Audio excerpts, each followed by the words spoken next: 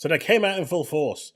They said that PlayStation isn't third party. It makes sense to go to Nintendo. It's not like Sony had anything to do with Lego, putting the game, the Horizon Lego Adventures onto the Switch. It was all Lego's doing. Nothing to do with Sony, right? It was 100% Lego's doing. That is what they told you. That is what they would have you believe. That is exactly what they wanted you to kind of get into your head. And as you can see over here, this can't be right. The internet assured me Lego forced Gorilla at gunpoint to launch on Switch. But is it really the case? Or has Sony officially gone third party? Now that is the question, and the one we're going to answer right after this drop. So you're playing Starfield, you're super excited for the Starfield DLC, and you want to up your game. Well, NZXT has you covered with the Function 2 keyboard, the Lift 2 mouse. They've got an amazing mouse mat and an even better PC case. Starting with the Function 2 keyboard, it's available in black and white. The NZXT Function 2 represents a significant leap in gaming performance and build quality over the first generation. The NZXT Swift optical switches have a linear, lightweight feel with a 0.2 millisecond response time, 100 million key press guarantee, and a 1mm or 1.5mm adjustable actuation to your liking. The Function 2's 8000 Hz polling rate transmits input signals 8 times faster than most gaming keyboards, ensuring lightning fast responsiveness. Double shot PBT keycaps feature 2 layers of plastic to preserve legends and prevent fading over time. Hot swappable switches allow easy switch replacement without soldering using the included keycap and switch puller tools, which is really handy. Includes 2 extra switch types with different actuation forces. The one that comes pre-built onto the keyboard is actually a 40G, but you've also got 4 times 35Gs and 4 times 45Gs to give you that extra bit of experimentation. Lift 2 is the mouse that we're going to be looking at, and that, as you can see on screen, it looks amazing. It's also available in black and white. It's re-engineered to enhance gaming performance, combining lightweight design with advanced technology. As you can see underneath, there's almost nothing there. It is super light. There is 2 versions of this, the Ergo and the Sim. The Ergo at 60 grams, Sim at 58 grams. The one I'm using right now is the Sim at 58 grams. The lightweight design just enhances maneuverability and control at high speeds, plus minimizes hand fatigue, which is great because I suffer from acute RSI. The Lift 2's 8000 Hz polling rate communicates clicks and movements every 0.125 milliseconds for unrivaled responsiveness. Optical switches enable lightning fast click response, consistent precision, and a 100 million click lifetime. Amazing, right? The 26,000 dpi optical sensor delivers flawless one-to-one tracking performance at any sensitivity and speed, and it's compatible with NVIDIA Reflex, which is awesome. Of course, all of this comes together with the NZXT Cam Features, which is the software that brings it all together. You can create your profiles like you can see here with I've created one for Starfield, and you can pretty much adjust it how you want. This is a really powerful tool. You've got a keyboard here, which is already plugged in, and I've got that nice Starfield over, which you can see on screen. Really nice, but you can pretty much design this how you want. It's got gradients, it's got pulses, customized to your heart's content. You've got the mouse with different DPI settings up to 26,000 for those of you that want super lightning responsiveness. We talk about the case. The case is absolutely beautiful. It has complete Starfield embroidery. It looks amazing. It's really well designed. I love the Starfield design all round that goes around it. It's just a beautiful case. And, the complete Starfield theme absolutely works wonders. And of course we have the mouse mat. It's extremely long, as you can see here. It is absolutely beautiful, really high quality. You've got the NZXT logo, you've got the Starfield branding, you've got a SAR system inside, but it is absolutely high quality. Really, really good stuff. If you are looking for that fix for amazing hardware, amazing equipment, amazing cases, NZXT has you covered from keyboards, mouses, PC cases, software. It's an all-in-one shop for you to get your needs. Thanks so much for watching. Back to the show. Really cool accessories. I'm using the keyboard and mouse right now myself. I'm absolutely loving it. Obviously, you know I love Starfield. So massive thank you to NZXT for the opportunity. And yeah, really, really great tech. Really good, great case. You should definitely check it out. Links in the description below. Right.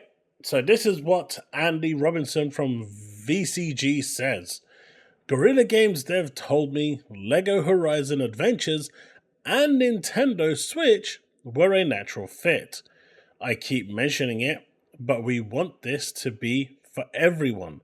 And the Switch is really a platform that allows us to broaden the audience. So, I mean, let's face it, no one that's got a Switch, LEGO Horizon is not going to make anyone that, plays this on Switch buy a PlayStation 5. That's not going to happen. Remember when they told you all that was the business practice? They're going to use these games on PC to try and entice people to go and buy PlayStations.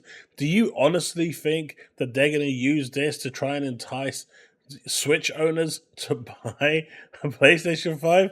Nuh-uh. That is not happening. Not now. Not in a million years, buddy. This isn't the way. Sony has officially gone third party. And this is the actual article that, VGC's linked to. And the dude says, I keep mentioning it, but we want this to be for everyone. And the Switch is really the platform that allows us to broaden the audience. So clearly what they're saying here is, this was our choice. We are publishing the game. It's not LEGO's choice that this game has gone on to Switch. This is our choice. We wanted this game to go to Switch. Now, for everyone, clearly they're omitting Xbox here, and it's stuff like this that blows my mind as to why Phil Spencer is still proceeding with putting games onto PlayStation when they are doing scummy things like this. It doesn't make any sense to me. At this point, they should really start pulling the reins. I get certain games are going to go because of their legacy, but other stuff just absolutely shouldn't go, because when you got Sony pulling shit like this, it's LEGO. It's not like it's going to do any harm, and there is an audience here that does like LEGO. But you know what? It doesn't matter. It doesn't matter because you can stream it anyway. So Sony has now officially gone third party. All the talk about them turning around and saying, oh, but it's LEGO doing this. Oh, but it's LEGO's choice, and it's not like Sony has anything to do with it. It's not like they can, stop LEGO from doing it. It must have been within the contract. Do you know the amount of excuses these ponies actually made to try and, move the goalposts for this exact thing? In fact, I will say they went as far as saying that this was a genius move. Of course, when Xbox does it, it's doom and gloom. But when Sony did it, it's a genius move. The mental gymnastics here is crazy. It's just brilliant. And look at them. The ethos goes all the way through the game, from the control schemes, which are quite simple. It works on a single Joy-Con. They've designed it so it's perfect for the Switch, not perfect for PlayStation. They've designed this game so it's perfect for the Switch. Like, they have literally gone now full third party. There's no two ways about this. 100%. And remember what they said? It's just one game. But then you've got Until Dawn, which has gone day and date. You've got other games that are going day and date. But it's just one game, right? And now it's 2 games. And then it's going to be 3 games. And then it's going to be 4 games. And then they're just going to give up. I think right now they're in the denial phase. But you know what? Do you know who's not in the denial phase, folks? Puerto Rock is not in the denial phase. It's official, he says. PlayStation might as well just go third party and stop with this tentpole nonsense, because a LEGO Horizon game, I am not going to make a Switch gamer get a PS5. And he's perfectly, absolutely correct with this. I know that Elon Musk today actually made your likes hidden, but I'm actually going to like this one because he's actually right. These dudes simply will not address the real issue. And this is the real issue, right? You can't be having studios, you're supposed to say can't there, that only make one new game a generation. Back in the 360 days, you got Gears of War 1, 2, and 3. 3 games in one generation. Now, you're getting like one game a generation, and that is not enough to sell these games. Games instead of taking 2 years to make, are now taking 5-10 years to make.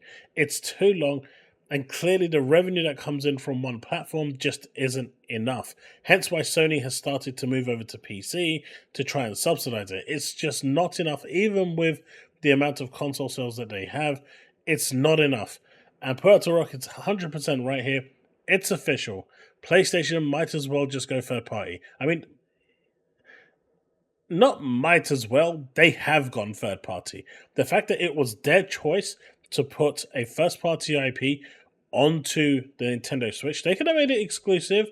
Lego wouldn't say anything. They didn't say anything in 2013 when Lego Underworld, one of those, something like that, was exclusive on the Wii U. So there's no reason why they would have a problem with this being exclusive on the PS5, especially with the market dominance that Sony has. But instead, Sony knew that they needed to start branching out and start porting their games, their IPs, to other platforms. And do you remember what Hiroki Totoki said when he said, we all said at the start, remember, that their games are going to go to other platforms? And he said himself other platforms, but he said not Xbox and not Switch. Well, we can clearly see here that he lied.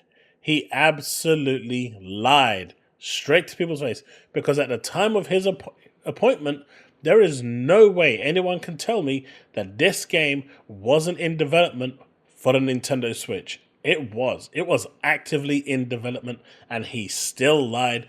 Herman Hulse lied. The other dude lied. They all lied just to get people on board. So what else have they lied about? What else is going multi-platform? What else is going day and date? At this point in time, I can't comfortably say any of PlayStation's lineup, be it first part, single player or multiplayer, is going to go day and date to a platform. Now that Nintendo are getting their games, and with the Nintendo Switch 2 coming just on the horizon, well, third party is here for PlayStation, and the fanboys are just not liking it. But you know what? Puerto Rock and MBG, they've already accepted it. They're hoping that certain games will still kind of have a timed exclusivity, but that's no different to what Xbox is doing right now. So I think we've finally come to the agreement that Sony is officially just doing what Microsoft is doing. They're doing it in a much slower pace, but they're actually doing what Xbox is doing, because they realize that by putting your games onto other platforms, even if it's not day and date, for certain titles, it just it allows them to double dip. But I just love the fact that a Guerrilla Games dev, a first-party studio dev said, Lego Horizon Adventures and Nintendo Switch were a natural fit. I keep mentioning it, but we want this to be for everyone. So it was a Sony decision to put this onto the Switch. So all this talk about Lego and the contract and all this and all that, that can rest to bed now. There is no more goalpost moving. There is no more, faffing about. It's third party. And this officially confirms it. That's it. Let me know what you think in the comment section below. Let's have that discussion, and I'll see you in the next one. I'm off to play some Starfield. Peace out.